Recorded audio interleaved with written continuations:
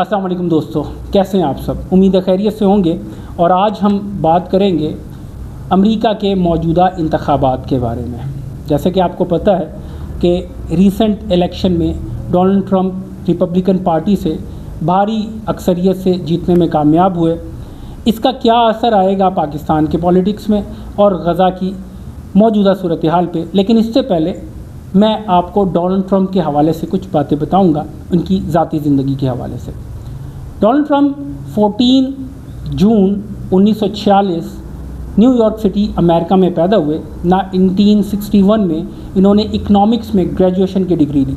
क्योंकि इनके फैमिली भी कारोबार से ही मुंसलिक थी, तो ये भी बिज़नेस फील्ड में आए और रियल एस्टेट का बिज़नेस शुरू किया।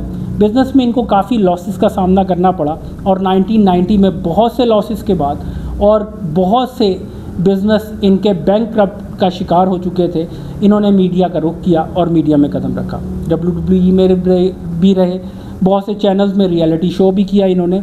लेकिन इन्होंने अपनी सियासी ज़िंदगी का आगाज़ 1987 में किया अमेरिका की रिपब्लिकन पार्टी थे और इसके रुकन ये 1999 तक रहे। इसके अलावा ये डेमोक्रेटिक्स में भी रहे, इंडिपेंडेंट भी रहे, लेकिन बेसिकली इनको रिपब्लिकन पार्टी से ही जाना जाता है। 2016 में इन्होंने सदारती इंतखाबात हिलरी क्लिंटन जो कि डेमोक्रेटिक से जिनका ताल्लुक़ था, इनके ख़िलाफ़ लड़े और इन्होंने कामयाबी हासिल की। और 2017 में अमेरिका के 45th प्रेसिडेंट के तौर पर इन्होंने हलफ उठाया। 45th प्रेसिडेंट के बनने के साथ साथ इनको बहुत से चैलेंजेस का भी सामना था।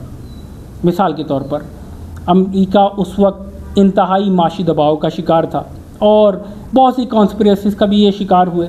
कोविड-19 में इनकी पॉलिसी की वजह से इन पर बहुत सी तनकीद का सामना इनको करना पड़ा और टैक्स की वजह से भी इनकी गवर्नमेंट को बहुत ज़्यादा तनकीद का सामना करना पड़ा। और यही वजह थी कि 2020 के इलेक्शन में ये जो बाइडेन से हार गए, जिनका ताल्लुक़ डेमोक्रेटिक से था। ये ऑल्दो कि ये छोड़ना नहीं चाहते थे इक़्तिदार और हंगामे भी करवाए, मुख्तलिफ़ किस्म के जलसे जुलूस, बल्कि मार्च करवाया इन्होंने वाशिंगटन DC की तरफ। लेकिन इसके बावजूद 2021 में इनको वाशिंगटन से, वाइट हाउस से जाना पड़ा।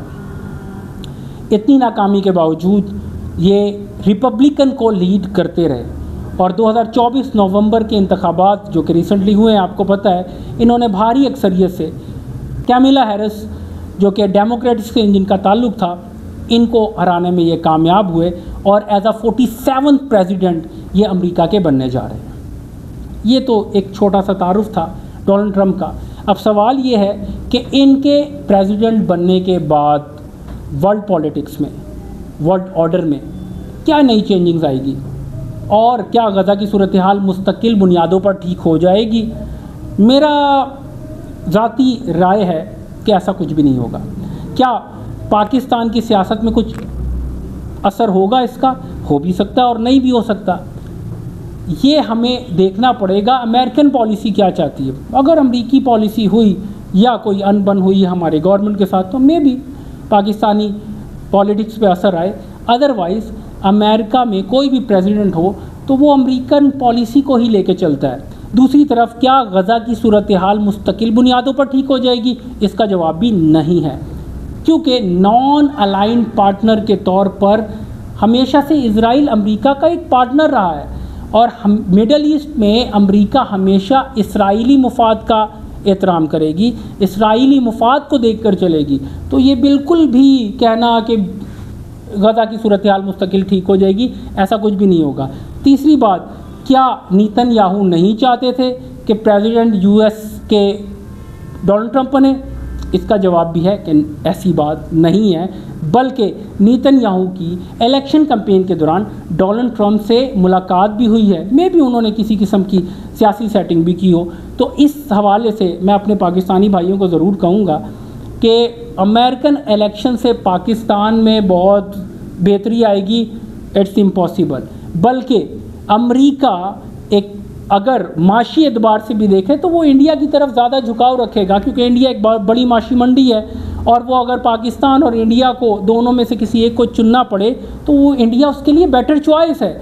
तो हमें अपने मसाइल को खुद हल करना है, ना कि किसी बैरूनी ताकत पर हम आग लगाए बैठे रहें और ये सोचते रहें कि बैरूनी ताकत आके हमारे मसाइल हल करेगी। हमारा कोई भी पॉलिटिकल फेलियर हो, पॉलिटिकल इशू हो, इकोनॉमिकल इशू हो या कोई भी इश्यूज़ हो, इसको हमारे ही लोगों ने बैठ के सॉल्व करना है। होप तो आपको वीडियो पसंद आई होगी। मिलते हैं एक नई वीडियो के साथ, तब तक के लिए अस्सलाम वालेकुम।